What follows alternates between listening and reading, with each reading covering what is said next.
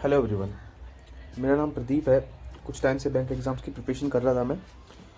Recently RRB office assistant में clear किया है मैंने, उसमें नाम आया है। तो मैं चाहता हूँ थोड़े बच्चे देखें कि जो प्रिपरेशन करते हैं सबके लिए ये नहीं होता। मैं अपना एग्जांपल दे के मैं ये नहीं बता रहा कि मैंने कुछ बहुत बड़ा कर दिया या क्लर्क बन गया तो पता नहीं कितना बड़ा सपना था, क्या हो गया। नहीं, सिंपल चीज़ है कि गवर्नमेंट जॉब का सपना था। वो ये है कि थोड़ी स्टेबिलिटी हो गई, फैमिली को सपोर्ट कर सकते हैं, बहुत सारी चीज़ें जो हम कर सकते हैं। तो क्या यहीं पे रुकना है? नहीं, आगे बहुत सारी हैं, अभी कन्फ्यूज़न है, देखते हैं आगे। हो सकता है आरबीआई ग्रेड बी या सीबी ग्रेड ए की प्रिपरेशन करें। लेकिन उसके साथ एक चीज़ फिक्स है कि मेरा जो इंटरेस्ट है वो है कि गवर्नमेंट जॉब्स के लिए एस्पिरेंट्स को पढ़ाने का, क्वांट, रीजनिंग एंड जीके, या तो एक या दो सब्जेक्ट्स या इनमें से कोई एक मैं ज़रूर करूँगा। लेकिन स्टार्टिंग में बताता हूँ कैसे कर रहा हूँ। जैसे मैंने स्टार्टिंग में प्रिपरेशन की थी, कैसे की थी। अगर आपके पास भी कोई ऐसी दिक्कतें आती हैं तो ये समझ लीजिए कि ठीक है, आप सही रास्ते पे हैं। कि जो आदमी अपने कंफर्ट जोन में है, घर पे आराम से बैठा है, सुबह 10 बजे उठ रहा है, चाय पी रहा है, घर पे उसको उसके पास ही चाय आ रही है खुद से, भाई घर वाले बना के दे रहे हैं, तो थोड़ा एफर्ट मारो, करो काम। ठीक है, मैं ये नहीं कह रहा कि मैं एक आइडियल स्टूडेंट हूँ जिसको आप बिल्कुल फॉलो करना चाहिए। बहुत सारी चीज़ें जो मुझे अभी भी नहीं आती, बहुत सारी चीज़ें जो मैंने कच्ची पक्की करी और फिर एग्ज़ाम में चला गया, तो ठीक है, थोड़ा सा अप्स एंड डाउन्स होते हैं, थोड़ी अनसर्टेनिटी होती है। क्या मुझे बिल्कुल पक्का पता था मेरा सिलेक्शन हो जाएगा आरआरबी ओए में? नहीं पता था। हाँ, ये है कि आप प्रैक्टिस करते हो तो कुछ चीज़ का कॉन्फिडेंस आ जाता है। जैसे मुझे ये पता है इस टाइम पे कि बेसिकली कोई भी एग्ज़ाम का प्री दूंगा तो मैं निकाल दूंगा। मेंस के लिए मुझे उसके हिसाब से मेहनत करनी पड़ेगी, उस टाइम में करंट अफेयर्स वगैरह पे थोड़ा ध्यान देना पड़ेगा, ये सब चीज़ें तो करिए। ठीक है, मैं बताता हूँ। मैं घर पे नहीं रहता था। एस्पिरेंट्स के लिए मैं सच में सलाह दूंगा कि घर पे ना रहो। अगर आप प्रिपरेशन कर रहे हो, घर पे नहीं रहो। सुबह 7-8 बजे घर से निकल जाओ, चाहे लाइब्रेरी जाओ, किसी फ्रेंड के पास जाओ, कहीं भी जाओ, लेकिन घर पे रह के नहीं प्रैक्टिस करो। ज़्यादातर एस्पिरेंट्स क्या होते हैं कि हम होते हैं 26-27 साल के, 25-26 साल के होते हैं, तो घर वालों को लगता है कि ये कुछ कमाता क्यों नहीं। वो डायरेक्ट नहीं कहते, बट उनको लगता है। तो कहीं भी जाओ उनके सामने रह के उनको लगता है खाली पड़ा है पूरा दिन। तो ऐसा नहीं करना। मैं दिखाता हूँ कि मैं कैसे करता था। मुझे शायद ये वीडियो रोकनी पड़ेगी। हाँ, मैं अपने घर पे नहीं हूँ, मेरे घर से थोड़ी दूर ये हमारा मकान है, एक अलग से प्लॉट ले रखा है। उस पर हमने कुछ रूम्स बना रखे हैं जहाँ पे किराए पे लोग किराए पे दे रखे हैं हमने। तो ये यहाँ पे इस सामने वाली शॉप में मैंने थोड़ी सी छोटी सी शॉप खोल रखी है। मैं अंदर लेके चलता हूँ, दिखाता हूँ। कुछ बहुत सामान नहीं है, मैं पूरा दिन बैठा रहता हूँ, टाइम पास होने के लिए ठीक है, मेरा खर्चा चल जाता है। ये देखो, ये है मेरी table and this is it. यहीं मैं बैठ के पढ़ता था। ठीक है, हाँ, ये चीज़ ज़रूरी है। अपने सामने कुछ ना कुछ लगा के रखो, ये चीज़ें ध्यान देनी है, ये ज़रूरी करना है। ये आप अपनी टू डू लिस्ट बना लो कि मुझे ये सब चीज़ें करनी है। इस पर देख भी रहो, बहुत सारी चीज़ें लिख के मैंने ओके भी की कि इतना सब हो गया। ये सब चीज़ें और भी हैं, कुछ चीज़ें जैसे ग्रामर है, ये वो कैब में लिख लेता था, कुछ याद हो गया हटा दिया, फिर दोबारा से कुछ और करंट अफेयर्स हैं। ये पता नहीं ब्लर क्यों हो गया। हाँ, और भी हैं, ये देखो। ठीक है, बहुत सारे पेज लगा के हटा भी दिए, और सामान ज़्यादा नहीं है। इसके साथ साथ एक पार्ट टाइम जॉब मैंने ले रखी थी, कीबोर्ड देख रहे होगे आप, मेरे पास लैपटॉप भी है, ये रहा। तो स्मार्ट कीड़ा से वर्क आता था मेरे पास, अभी भी आता है, अभी भी करता हूँ मैं। करंट अफेयर्स के लिए प्रूफ रीडिंग करता हूँ, तो वहाँ से मुझे थोड़ी बहुत अर्निंग मिल जाती है। ये देखो, ये प्रैक्टिस के लिए है। ऐसा नहीं है कि आपने कोई चीज़ बना दी तो बस आप कर ही रहे हो। ये मैंने कैटेगरी वाइज करंट अफेयर लिख रखे हैं कि बैंक प्रोडक्ट क्या निकाले हैं, इंटरनेशनल ऑर्गेनाइजेशन है। लिखते रहो, एक छोटी सी कोई रफ कॉपी बना लो, जैसे टेनिस ग्रैंड स्लैम्स हो गए, क्योंकि कैटेगराइज करना बहुत ज़रूरी है। ये और भी है करंट अफेयर्स, ये वोकैब है, सारी वोकैबलरी है, सारी वोकैबलरी है। ठीक है, बहुत सारी है, ये सब वोकैबलरी है, ये सब। उसके बाद ये कुछ और करंट अफेयर्स, कुछ नोट्स बुक्स बनाई। ऐसा भी नहीं है कि मैं परसिस्टेंट ही था एकदम से, लेकिन ठीक है, प्रैक्टिस करते रहनी चाहिए, कोशिश लगी रहनी चाहिए। इसमें भी कुछ ना कुछ लिख ही रखा है। इसमें बैंकिंग अवेयरनेस कर रहा था मैं, स्टैटिक टाइप की, और भी चीज़ें हैं। ये करंट अफेयर्स है, ये जो बेस्ट 300 आती थी स्टडी IQ की, मैं वो नोट करता था। ये वो है, ये अगस्त की है, जो भी आप देख रहे हो, ये अगस्त की है। उसके बाद वो दुकान देखो, सामान थोड़ा, हालांकि अब मैंने जब से रिजल्ट आया उसके बाद मैं नया सामान लाया ही नहीं कुछ भी, क्योंकि पता नहीं कब ज्वाइनिंग आ जाए, कब कहाँ से क्या है। सो दिस इज़ इट, इतना ही सामान था मेरे पास। अब मैं बताता हूँ कि पढ़ा क्या था, कहाँ से पढ़ा था, मैं वो चीज़ें और बता देता हूँ एक बार। ये दिखा दिया मैं कहाँ पढ़ता था या कहाँ पढ़ता हूँ, अभी भी पढ़ता हूँ, और घर से कहाँ था, मतलब घर पे नहीं पढ़ता था, मैं बाहर पढ़ता था। अब मैं बताता हूँ कि पढ़ते कहाँ से हैं, क्या क्या है, सोर्सेज कौन कौन से, ठीक है। तो मैं सब्जेक्ट वाइज बताऊँगा।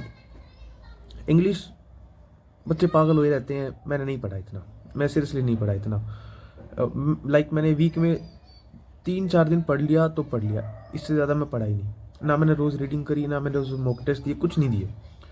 मॉक टेस्ट मिलते थे 10, जनरली 10 ही मिलते हैं हर उसमें।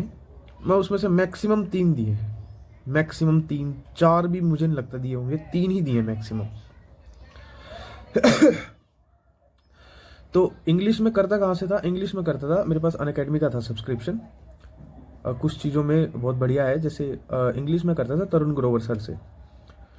इससे पहले मैं जब एसएससी की प्रिपरेशन कर रहा था तो मैंने कैरियरेबल ऐप पर गोपाल वर्मा जो इंग्लिश पढ़ाते हैं उनसे, उनका एक बेसिक ग्रामर का बैच है वो लिया हुआ था। वो मैंने किया, नोट्स बनाए, लिखे, रिवाइज कभी कर नहीं पाया ठीक से, तो ठीक है जितना कच्चा पक्का मुझे याद रहा वो मैंने किया था। उसके बाद फिर मैंने दोबारा कोई बेसिक बैच नहीं लिया। अनअकैडमी पे तो हालांकि अनलिमिटेड होते हैं, एक बैच किया थोड़ा बहुत शुरू, फिर मैं वही कंसिस्टेंसी नहीं बना पाया। तो उनका प्रैक्टिस जो बैच था वो मैं करता गया। कभी आज जैसे मुझे लगता है कि आज मैंने कुछ चीज़ें कर ली हैं, कुछ चीज़ें करने के लिए टाइम है, तो उनका लेवल अप के नाम से आता है। और भी बहुत सारे बैच है, प्रैक्टिस बैच कोई भी करते रहो, कोई दिक्कत नहीं है। हाँ, उसके अलावा बुक्स दिखाता हूँ। एक बुक है, ये रही। ओहो, ये तो चलो मैं उठा के दिखाता हूँ, एक सेकेंड। हाँ, ये रही। अच्छा, इसमें भी उल्टी दिख रही है, तो भाई ये बैंकिंग पीओ लिखा है, इंग्लिश लैंग्वेज, ठीक है। ये कैमरे का कमाल है, उल्टा दिख रहा है। प्रैक्टिस के लिए कुछ इसमें से कर ली, क्या ये मैंने पूरी कर ली? नहीं, नहीं होती। हर एस्पिरेंट्स की बात है, कोई परफेक्ट नहीं होता, ठीक है। ये की इंग्लिश के लिए ये बुक थी, और तरुण ग्रोवर सर का वो था, बैच था, उसमें से प्रैक्टिस कर ली। करने को और भी बहुत सारी चीज़ें, एसएससी की भी अलग से बुक रखी है मेरे पास। एक वो एसएससी की एमबी की आती है बुक, वो कभी नहीं पढ़ी, रखी है, मंगा ली बस। तो इंग्लिश तो मैंने इतना ही किया। हाँ, मॉक टेस्ट में 1-2 बार जो लेंदी क्वेश्चन होते थे मॉक टेस्ट देने के बाद, वो एक बार जरूर देख लो कहाँ गलती रही, क्या रही। कुछ ऐसी वोकैब है जो नहीं पल्ले पड़ती तो सामने लिख लो, याद हो जाएगी। जो मैंने ये इतने सारे वोकैब के नोट्स बना रखे, क्या सारे रटे हुए हैं? ना, लिख लिया, शुरू किया, फिर 10-12 दिन किया, फिर छोड़ दिया, फिर लिख लिया, फिर शुरू किया। हाँ, तरुण ग्रोवर सर वोकैब अच्छी पढ़ाते हैं, बहुत बढ़िया पढ़ाते हैं, क्योंकि वो क्या करते हैं, हर वर्ड के साथ ना शॉर्ट ट्रिक बता देते हैं, उनके साथ साथ लिखी हुई है। जैसे अभी भी दिख रहा है एक काइमेरा, तो उसका शॉर्ट ट्रिक बनाई चाइना मेरा, कि भाई ये तो ऐसा ड्रीम है जो पूरा हो ही नहीं सकता, मतलब कुछ इस तरह से वो बता देते हैं, माइंड रिलेट कर पाता है, ठीक है। एग्जाम में इतना यूज आता भी नहीं, डायरेक्ट आप देख भी नहीं पाते। उसके बाद इंग्लिश के बाद क्वांट कहाँ से पढ़ा? क्वांट शुरू से ठीक था, बाकी सबसे पहले मैंने आर एस अग्रवाल लगाई थी पूरी। जब मैंने पहले कभी एसएससी सीजीएल की तैयारी करनी शुरू की थी तो आर एस अग्रवाल लगाई थी। आर एस अग्रवाल लगभग पूरी ही कर दी थी मैंने, 1-2 चैप्टर छोड़ा हुआ, पूरी कर दी थी, और शुरू से ही ठीक था। उसके बाद फिर मैंने गगन प्रताप, जो जैसे मैंने बताया एसएससी की प्रिपरेशन कर रहा था पहले, उसका कैरियर पे बैच लिया हुआ था, उनसे बहुत सारे चैप्टर्स पढ़े, क्योंकि वो काफ़ी बढ़िया पढ़ाता है वो गगन प्रताप, बढ़िया। अगर आप एसएससी की तैयारी कर रहे हो, नहीं भी कर रहे हो, एक बार पढ़ लो, बहुत सारी चीज़ें क्लियर हो जाएंगी, प्रैक्टिस बहुत करा देता वो। उसके बाद फिर अब जब बैंक की प्रिपरेशन करनी शुरू करी तो शुरू में बहुत धक्के खाए, कभी कहीं से, कभी कहीं से। एक अरुण सर पढ़ाते हैं, वो एवीपी, 3 टीचर्स हैं, उनसे भी पढ़ा, पर मैं लास्ट में आगे रुका आशीष अरोड़ा पे। वो बढ़िया पीडीएफ देता है, अनअकैडमी पे बढ़िया पढ़ाते हैं वो सर बढ़िया, हमारी एज का ही है, तो थोड़ा रिलेट भी कर पाते हैं हम। और लाइक एक क्वेश्चन को किस तरह अप्रोच करना चाहिए वो सिखाते हैं, लेकिन शर्त यही है, पहले आपको करना पड़ेगा। मैं कोई भी क्लास लाइव नहीं देखी, कोई भी क्लास लाइव नहीं देखी, बच्चे लाइव बैठे रहते हैं, लाइव में मेरा होता ही नहीं, कहाँ से तो मैं नोट्स बनाऊँ, क्या मैं करूँ, मेरे से जल्दी वो क्वेश्चन कर लेते थे, फिर बैठे रहो, फिर होमवर्क, ये वो रह ही जाता सब कुछ। थोड़ा करो, ढंग से करो। तो उनके ज़्यादातर बैच जो मेंस के आते हैं वो करे, उसमें से भी वो भी है कि रोक रोक के क्वेश्चन, कोई नया क्वेश्चन आया, पोज किया, खुद किया, फिर देखा उनकी अप्रोच, हाँ भाई, क्योंकि था थोड़ा बहुत पहले से प्रैक्टिस थी थोड़ी बहुत, फिर उनकी अप्रोच देख ली, क्वांट बढ़िया हो गया, क्वांट में हमेशा ही कर लेता हूँ अटेम्प्ट अच्छे खासे। उसके बाद रीजनिंग, तो रीजनिंग में बेसिक बड़ी ज़रूरी है। सबसे पहले तो सिलोजिज्म जो बोलते हैं, तो सिलोजिज्म जो भाई मैंने पढ़े थे तरुण सर से। तरुण सर कौन है? वो पढ़ाते थे स्टडी आईक्यू पे। अभी शायद उनका बैच है, अभी उनकी क्लासेस अपलोड नहीं होती, शायद कहीं और पढ़ाते होंगे, पता नहीं, शायद पढ़ाना छोड़ दिया। लेकिन स्टडी आईक्यू ने पहले कभी बैंक आईक्यू नाम से एक चैनल बनाया था, उस पर जाओ, 500-600 वीडियो पढ़ी है मिक्स बैंक के प्रोस्पेक्टिव से ही, और उसमें से तरुण सर से पढ़ लो बेसिक चीज़ें जो आपने कभी नहीं पढ़ी, जो आपको शुरू करनी है। लेकिन वहाँ रुकना नहीं है, वो करो। उसके बाद फिर मैं आया अंकुश लांबा सर पे। अंकुश लांबा सर ने भाई पज़ल, मतलब मैं कह रहा हूँ कि इतनी ही कर ली कि पज़ल ही करते थे एग्ज़ाम में। पहले सबसे पहले पज़ल ही अटैम्प्ट करते थे। तो ये चीज़ें ज़रूरी हैं। पज़ल वगैरह जो लेंदी क्वेश्चन है वो पहले निपटाओ। यही समझ में आई भाई मेरी बात। तो पज़ल लेंदी क्वेश्चन पहले निपटाओ, ठीक है। वो नए क्वेश्चन, नए टाइप के क्वेश्चन भी कराते हैं ये वो। तो अनअकैडमी पे सब्सक्रिप्शन था, उसके साथ रीजनिंग भी कर ली। और टीचर से मैंने पढ़ के देखा जो छोड़ दिया, पुनीत नहीं पढ़ा मैंने। फिर उससे एक राधे की रीजनिंग करके था, नहीं पढ़ा मैंने उससे, ठीक है। बहुत सारी चीज़ें हैं जो मैंने शुरू करी, किसी टीचर से पढ़ा लेकिन छोड़ दिया। तो रीजनिंग बता दिया मैंने, तरुण सर प्लस अंकुश लांबा। उसके बाद हाँ, क्वांट में अगर पढ़ना चाहो तो ओलिव बोर्ड पे एक लोकेश सर है, उसकी भी 1-2 क्लास देखी है, वो बढ़िया पढ़ाता है वो भी। उसके बाद जीके। जीके बड़ा, मतलब यार ऐसा टॉपिक है कि यार कैसे करें इतना सारा। सबसे पहले तो लिखो मत यार। मैंने लिखना छोड़ दिया। मैंने जुलाई तक के लिखे, जुलाई अगस्त तक के करंट अफेयर्स लिखे थे इस साल। और वो भी कौन से लिखता था? बेस्ट 300। एक वीडियो आती थी वीक की, वो लिख लेता था, फिर उसको पढ़ के करता था। पर कुछ भी कर लो, आपके दिमाग में एंड में एग्जाम से एक दिन पहले खिचड़ी ही बननी है। कुछ भी कर लो, डेली लिखोगे ओह इतना हो जाएगा, वो रिवाइज भी नहीं होगा। वीकली लिखोगे तो ठीक है, कवर कर सकते हो, पर बहुत सारी न्यूज़ रह सकती हैं। तो सबसे ज़्यादा जो मेन सोर्स था मेरा, वो स्टडी आईक्यू ही था। स्टडी आईक्यू से पहले मैं कभी करंट अफेयर वीकली करता था, कभी डेली करता था, मतलब ऐसे ही मिक्स कर करके मैं करता गया। पर ये है कि उसके अलावा बैंकिंग अवेयरनेस आती है, स्पेशल राउंड अप जो सीरीज डालते हैं 6 महीने के, ये सब चीज़ें वो करते रहो। और कहीं और से एक जगह कोई वीडियो चला के, कभी भी रैंडमली कोई भी वीडियो चला के, अड्डा 247 की या ओली बोर्ड की, ऐसी कोई वीडियो देख लो। मैं नहीं कह रहा आप फॉलो ही करो।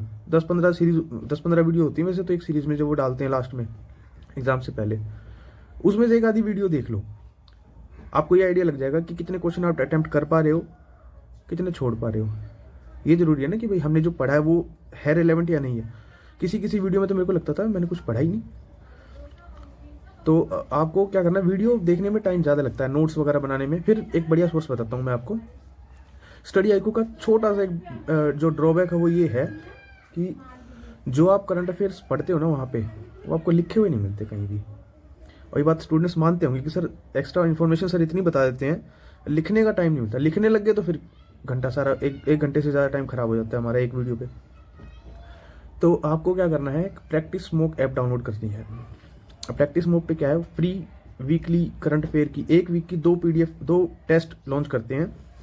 और जब 2 टेस्ट लॉन्च करते हैं तो एक टेस्ट में 50 क्वेश्चन होते हैं, यानी कि एक वीक के 100 क्वेश्चन और पूरे मंथ के 400। बस एक बार वहाँ से पढ़ो स्टडी आईक्यू से, फिर इधर आ जाओ। अब इस पर बहुत सारे क्वेश्चन होंगे जो आपने नहीं देखे होंगे, कोई बात नहीं, उनका व्यू सॉल्यूशन करो और नीचे एक्सप्लेनेशन पढ़ लो। चाहे आपने पढ़ा भी हो, एक बार सबकी एक्सप्लेनेशन पढ़ लो। और जहाँ तक मुझे लगता है ये कहाँ से आता है, ये प्रैक्टिस स्मोक पे, ये अफेयर्स क्लाउड का माल है मुझे लगता है, ठीक है। अगर पढ़ना चाहो, प्रैक्टिस स्मोक नहीं करना चाहते, तो इससे बढ़िया है स्मार्ट कीड़ा, क्योंकि मैंने उनके साथ काम किया है ना। मैंने उनके साथ काम किया तो मुझे पता है कितने अच्छे से काम करते हैं। तो मैंने किया स्मार्ट कीड़ा के साथ काम, काफ़ी मेहनत करते हैं वो। थोड़ा लेट देते हैं लेकिन वो बढ़िया देते हैं, सारे क्वेश्चन कवर कर देते हैं हर तरह से। आप वहाँ से रिलाई कर सकते हो। तो मैंने करंट अफेयर बता दिया, क्वांट बता दिया, इंग्लिश बता दिया, रीजनिंग बता दिया, सारा ही बता दिया। डिस्क्रिप्टिव के लिए मैंने इतनी टेंशन ली ही नहीं। 10-15 दिन पहले आप वो देखनी शुरू कर दो। हालांकि आपको थोड़ा आइडिया होना चाहिए पहले कि भाई कैसे लिखा जाता है, क्योंकि मैंने MTS का डिस्क्रिप्टिव दिया था तब मैंने थोड़ा पढ़ा था उस टाइम पे, तो थोड़ा बहुत याद था कैसा फॉर्मेट वगैरह पहले पता हो। तो 15-20 सैंपल लेटर ऐसे ये सब देख जाओ, आप वहाँ लिख लोगे। हाँ, लेकिन एक बार लिखने की प्रैक्टिस कर लेना ज़रूर घर पे। तो डिस्क्रिप्टिव भी बता दिया, क्या रह गया? बैंकिंग अवेयरनेस जो गौरव सर बैंकिंग अवेयरनेस की वीकली वीडियो बनाते हैं उसमें से हो जाता है, और नहीं तो फिर भाई थोड़ा बहुत देख लो। एक अनिल अग्रवाल हैं, वो भी बताते हैं, हालांकि उनका मेरे को ये है जैसे सामने फेस करके वो कुछ पीडीएफ वीडियो कुछ नहीं देते, तो बस बोलते जाएंगे, सुनते जाओ। मैंने इतना नहीं देखा, लेकिन देखा है, थोड़ा बहुत देखा है। अदरवाइज और यूट्यूब पे बहुत सारे अच्छे चैनल हैं, टीचर हैं जो पढ़ाते हैं बैंकिंग अवेयरनेस, आप वहाँ से देख सकते हो। मॉक टेस्ट कौन से ले भाई? मेरे पास 3 थे शायद, हाँ 3 है, अभी भी है। स्मार्ट कीड़ा है, बढ़िया है, अच्छा लेवल है, कर सकते हो, बहुत बढ़िया है, बढ़िया हाई लेवल के देते हैं, क्वेश्चन वगैरह सारी चीज़ें हाई लेवल की देते हैं। उसके बाद मेरे पास वो था ऑलीवुड था, उसके भी दिए थे 1-2। उसके बाद फिर ये था ग्रेड अप, जो ये बाइजू वालों ने ले लिया, ये था। इसका एक भी नहीं दिया मैंने, इस बार नहीं दिया, पहले दिए थे, ऐसी बात नहीं है, बेकार है, बढ़िया है, दिए हैं मैंने इसके पहले, इस बार नहीं दिए, इस साल नहीं दिए, 2-3 होने के बाद फिर इतना मैं दिए ही नहीं, इतने मॉक टेस्ट यार, कहाँ इतना टाइम होता है। ठीक है, तो मैंने लगभग सारी चीज़ें बता दी, और बस ठीक है, पढ़ते रहो यार, और मुझे समझ नहीं आ रहा अभी क्या बताऊँ। ठीक है, अब मैं यहाँ दुकान में बैठ के पूरा दिन जो है अपना काम चलाता था, टाइम पास करता था। ठीक है, तो कई बार मैं सेंटर डाल देता था, मेरे को मॉक टेस्ट देना होता था, तो 3-3 घंटे का मॉक टेस्ट देना, कि थोड़ी बैठने की आदत भी होनी चाहिए ना।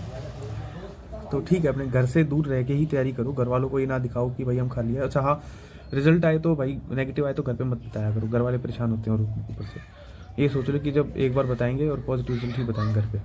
दूसरी बात, ये इधर उधर पैर मारते मत फिरो कि चल सीजल निकला, सीजल दे दिया, बैंक के फॉर्म निकले, बैंक दे दिए, रेलवे निकले ना।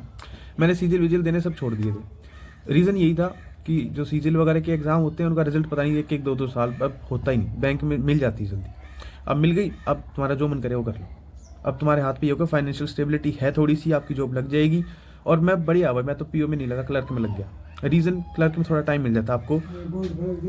हाँ जी, चलिए ठीक है, पढ़ते रहिए भाई।